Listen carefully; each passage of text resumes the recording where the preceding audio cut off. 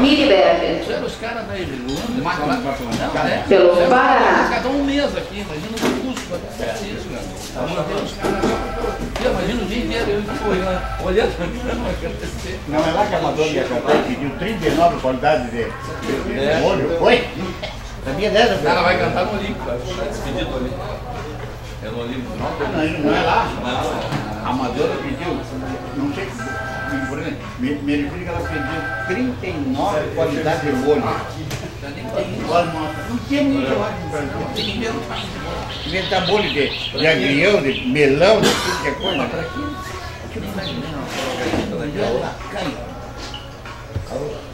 Como é que ele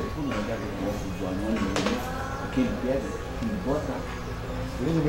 pega e bota 10 temperos na nossa É. não sei de cor também. Mistura, né? Eu acho que é assim. Legal, tu não foi lá votar lá com a terra? A Sandra foi. Não essa vez, ela foi na outra vez. E o Guri é sobrinho dela. Eduardo Leite, vai ganhar. Tu não vota lá? Na votação eu votei, peguei meu sogro e minha sogra que estava aqui.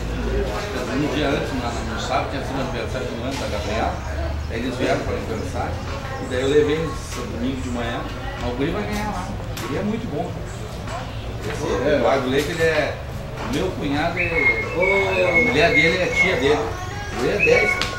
Não, mas lá é um bem novo. Sim, o Eduardo Leite, que é do PSDB, ele tem 27 anos, quanto o Marrone, que é do PT, que foi prefeito já. Não nega nenhum.